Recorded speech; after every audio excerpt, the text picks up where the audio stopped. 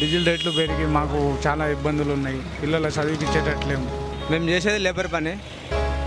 మేమేదో వర్క్ చేసుకుందామని ఏదో కాంట్రాక్ట్ వర్క్ అటు చేసుకొని పిల్లలను చదివించుకోవాలి, అది చేసుకోవాలనుకుంటే మాకు గిట్టుబాటు ధరలు గిట్టలేవు.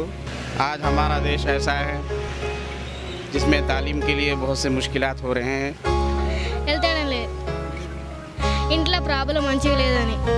ఇప్పుడు అక్షరాస్యత శాతం తక్కువగా ఉండటానికి ప్రధాన కారణం పేదరికం వస్తుంది. కాలేజ్ బస్సులు, స్కూల్ బస్సులు వెళ్తుంటాయి. ఇట్లా పక్కకి ఎవరన్నా అమ్మాయిలు పోతున్నారు అనుకో, కాలేజ్ అమ్మాయిలు ఆ బస్సులలోకి వెళ్ళి కాగితాలు చింపి గొడవ చేసుకుంటూ పోతా ఉంటారు. మహిళల మీద విపరీతమైన దాడులు, అఘాయిత్యాలు, అత్యాచారాలు జరుగుతున్నాయి. కూలీ నాలి చేసుకొని 4-5 వేలు నెలకు సంపాదించే వాళ్ళు కూడా తమ యొక్క అబ్బాయిని, మగపిల్లవాడిని ఏమో ప్రైవేట్ స్కూల్స్లో చదివిస్తున్నారు, ఆడపిల్లలనేమో గవర్నమెంట్ స్కూల్స్లో చదివిస్తున్నారు. ఓంగే కామయాబ్, ఓంగే కామయాబ్, హమ్మే కామయాబ్ ఏక్ దిన్.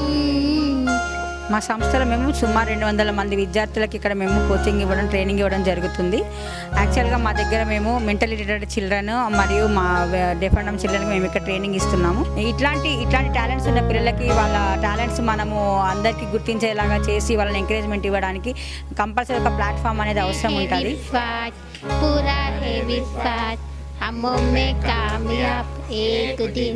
మాకు ఇక్కడ స్కూల్ ముందే ఇట్లా బూడిదలు వాటి చెత్తలు వల్ల మాకు కొంచెం ఇబ్బందిగా ఉంది. ఏమైనా అడ్డమైందా మీకు?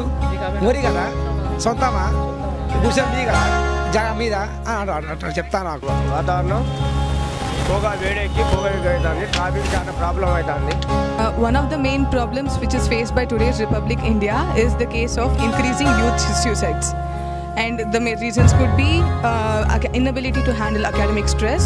And many times, because of their sensitive nature, they're having some kind of a suicidal tendency that they're not able to achieve anything in their life. It is not actually their mistake, it is a mistake of the system that we are living in.